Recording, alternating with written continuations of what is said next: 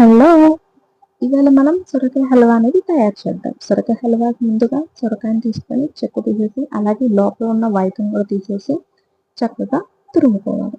ఆ తురుముకున్న తురుములో నుంచి వాటర్ అనేది చాలా ఉంటుందండి. వాటర్ అనేది ఎక్కువ ఉంటే త్వరగా మగ్గదు. కాబట్టి వాటర్‌ని కొంచెం సెపరేట్ చేయాలి. అంటే మనం చేత్తో సొరకాయని చక్కగా పిండాలి. అలాగే ఇందులో చిక్కటి పాలని తీసుకొని వాటిని బాగా మరిగించి పక్కన ఉంచుకోవాలి. అలాగే మనం సొరకాయ హల్వాకి కావాల్సినవి సొరకాయ తురుము, జీడిపప్పు, కిస్మిస్, 3/4 పంచదార, నెయ్యి. ముందుగా స్టవ్ వెలిగించి దానిపైన బాండీని పెట్టండి. ఆ బాండీలో మనం 2 ఆర్ 3 స్పూన్స్ నెయ్యి అనేది యాడ్ చేయాలి ఫస్ట్. ఎందుకు అంటే జీడిపప్పు, కిస్మిస్ అనేది వేపుకుంటాయి. సో మనం ఏదైతే పక్కన ఉంచుకున్నామో జీడిపప్పు, కిస్మిస్ 2 యాడ్ చేస్తున్నాను. జీడిపప్పు అనేది కొంచెం బ్రౌన్ కలర్ వచ్చేలా ఫ్రై చేసుకోండి. ఆ ఫ్రై చేసుకున్న వాటిని మనము బౌల్లోకి తీసుకొని పక్కన పెట్టుకోవాలి. అలాగే ఇప్పుడు నెయ్యి అనేది మనం ఇంకొక 2-3 స్పూన్స్ యాడ్ చేద్దాం. ఎందుకంటే సొరకాయ తురుము అనేది వేగాలి కదండి. 2-3 స్పూన్స్ నెయ్యి అనేది యాడ్ చేస్తున్నాము చూడండి. అలాగే ఏదైతే తురుము పక్కన పెట్టానో ఒక సొరకాయ తురుము అనేది వేస్తున్నాను చూడండి. ఇది నియర్లీ 2½ కప్ ఉంటుందండి. 2½ కప్ ఉంటుంది. సో సొరకాయ తురుము వేసినప్పటి నుంచి అడుగు పట్టకుండా కలుపుతూ ఉండాలండి. ఎందుకు అంటే అడుగు పడితే కొంచెం మాడిపోతుంది. చూసుకుంటూ ఉండండి. మధ్య మధ్యలో కలుపుతూ ఉండండి. ఎక్కువ సార్లు అవసరం లేదండి. అడుగు పట్టుద్ది అన్నప్పుడు కలుపుతూ ఉంటే సరిపోతుంది. నెక్స్ట్ మనం స్టవ్‌ని కూడా కొంచెం సిమ్‌లో ఉంచుకోవాలి. చూసుకోండి. ఓకేనా? స్టవ్ సిమ్‌లో పెట్టాలి. చూడండి. ఓకే. మధ్య మధ్యలో అలా సొరకాయ తురుము కలుపుతూ ఉన్నప్పుడండి దానిలోని వాటర్ అంతా ఇంకిపోతుంది చూడండి. అలాగే సొరకాయ కూడా చక్కగా మగ్గుతుంది. మగ్గి మనకి కలర్ అనేది కూడా కొంచెం మారుతూ ఉంటుంది చూడండి. ఇప్పుడు 3/4 షుగర్ అనేది యాడ్ చేస్తున్నాను చూడండి. 3/4 షుగర్. 2½ కప్‌కి 3/4 సరిపోతుందండి మాక్సిమం.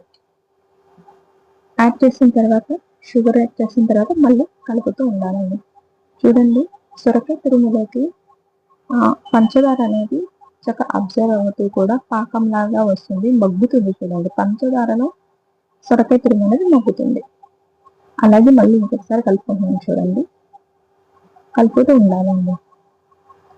ఇప్పుడు మనకి షుగర్ కూడా చక్కగా మెల్ట్ అయ్యి ఆ యొక్క ఫ్లేవర్ అనేది సొరకాయ తురుముకి బాగా పట్టుద్ది చూడండి. కలర్ కూడా మనకి చక్కగా మారింది. మనం ఏదైతే ముందుగా కాచి పక్కన ఉంచుకున్నామో చిక్కటి పాలని ఇప్పుడు ఒక హాఫ్ గ్లాస్ వరకు యాడ్ చేస్తున్నాను. ఎందుకంటే బాగా కాచి చల్లార్చి మరిగించాను కాబట్టి చిక్కటి పాలండి.